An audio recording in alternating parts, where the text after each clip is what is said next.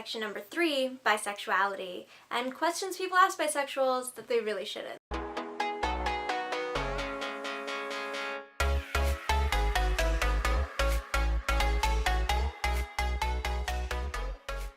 I've officially run out of fingers, but this is question 11. How do you know you're bi if you haven't had a threesome? That's not the definition of bisexuality. Bisexuality is the attraction to 2 or more genders. It's not the attraction to having all of those genders in bed with you at the same time.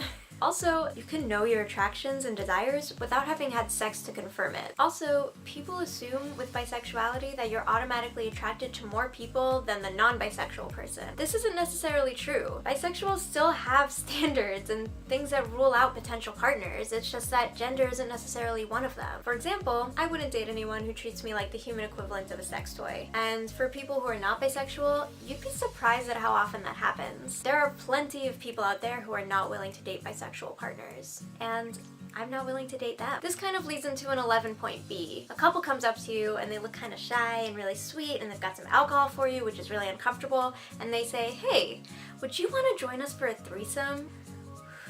If you really want to have someone in your threesome, don't ask them that immediately after finding out they're bisexual. Like, I've been asked this before they even ask my name. I've been asked this before they even ask if I have a partner, or before they ask if I'm interested in threesomes. It's really insulting. Treat us like human beings. You can't just get away with asking us about our sex life just because we're queer. Question 12. So, how many times have you cheated on your partner?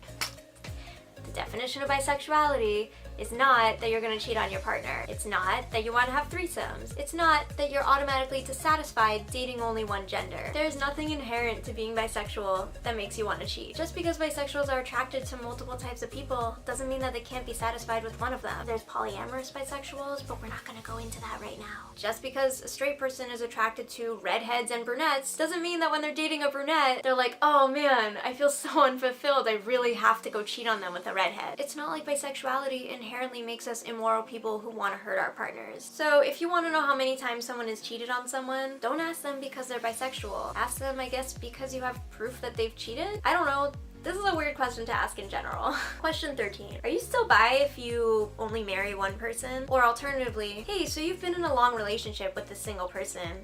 Aren't you straight now? No. Just because you're committed to someone doesn't mean you stop feeling natural attractions to other people. Everyone experiences this. I very much doubt that you have started dating someone and immediately felt no sexual or romantic or sensual or intellectual attraction to anyone else on the planet. It's normal. It happens. It's not a bad thing. It's just part of who we are. Just like if a straight person marries a brunette, doesn't stop them from being attracted to redheads. If a bisexual person marries someone of one gender, doesn't stop them from being attracted to other genders. It just means they've settled down with this particular one, and that they love the person for a lot more than just their gender. Question 14. Wait, how can you have a gender preference if you're bisexual? Isn't that like against the rules of being bi? No. No. Who's making these rules? We made it up. Language is made up. Bisexuality is made up. There's no bisexual police running around trying to see who's a real bisexual. The definition of bisexuality is not that we're perfectly equally attracted to men and women. That's a really outdated definition. The modern definition that's been around for a long time, and which pretty much all bisexuals use at this point, is that we're attracted to 2 or more genders. It doesn't say anything about how attracted we are to those genders, or which ways we're attracted to those genders. It's just that there is some attraction, and that attraction is significant to us. So if you want to identify as bisexual because occasionally you're attracted to men, but mostly you're attracted to women, fine, you're bisexual. It's a very big range. Sexuality is fluid. The majority of the queer community is bisexual statistically. I can guarantee you that not everyone in the queer community exactly feels the same way about every single gender. Now we're going to move on to the section about inappropriate questions people ask trans people. I didn't get a lot of submissions for this one, so it's a little small, and I am hoping to expand on it in the future. Question 15. Okay, so you've told me your gender, but like, what sex are you? What did your doctor say you were at birth? This is so inappropriate. You would never say that to a cisgender person. You would never say, hey, what did a random doctor who doesn't know you say about your genitalia the day you were born? Because obviously that does not define the entirety of who you are. What you're really saying when you ask a trans person what their sex is I don't trust you or believe you when you give me your identity, and I need proof from a doctor I've never met in order to take you seriously. I don't have a good solution for how to get this information because it's not relevant and it's private. And if someone doesn't want to share it with you, they don't have to share it with you. This kind of goes into question 16. So you've had sexual reassignment surgery, right? What was that like? First of all, not every trans person has had sexual reassignment surgery. Second of all, not your business.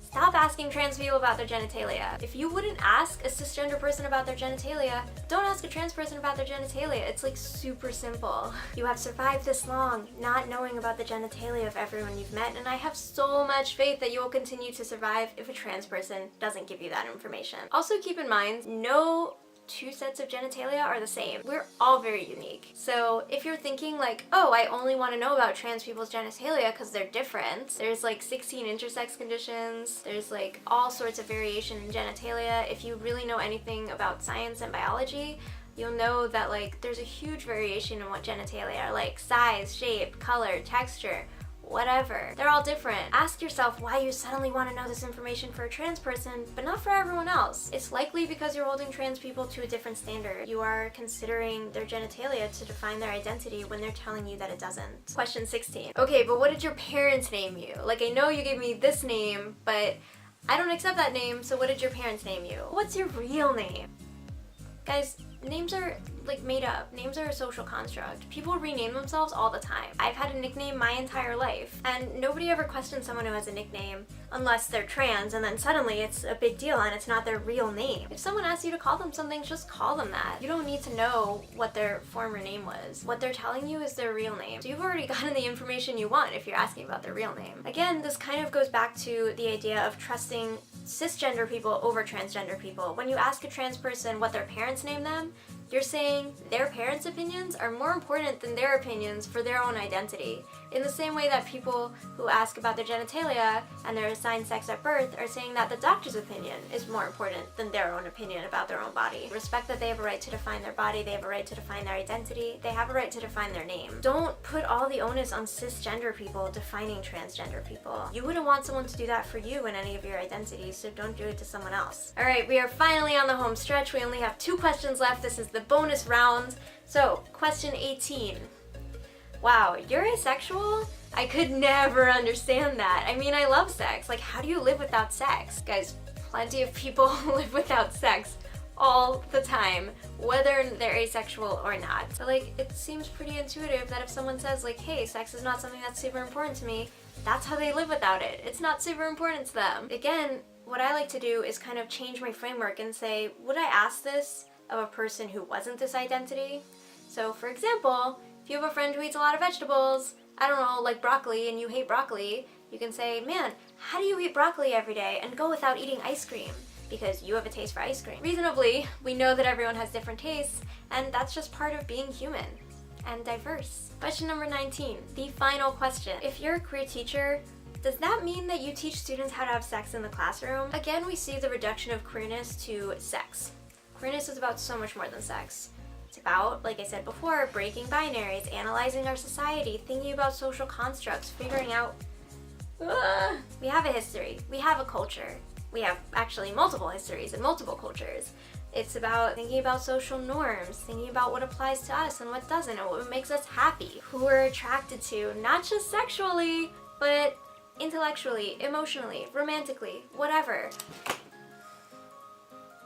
Queerness is also about gender, which can have nothing to do with sex. Asking a queer educator if all they do is teach about sex perpetuates the idea that queerness is all about sex, and that they only care about sex. This is an idea that stems directly from homophobia. If you want to ask a queer educator what they teach, go ahead and say that. Don't ask them specifically if they teach about sex. And also recognize that just because a teacher is queer doesn't mean that they're necessarily saying anything about queerness in the classroom. I'm an educator who educates about queerness, but educators who are queer don't necessarily teach about queerness. They can teach about literally anything, and they do. I hope this video helped clear a few things up. If I didn't get to a question that you really commonly hear as a queer person, feel free to comment down below and I might feature it in a future video. I want to send out a huge thank you to everyone who sent in questions, and a big thank you to the person who sent in the question that spawned all of this, which is, again, what are the most common inappropriate questions queer people get, and what are alternative ways to ask?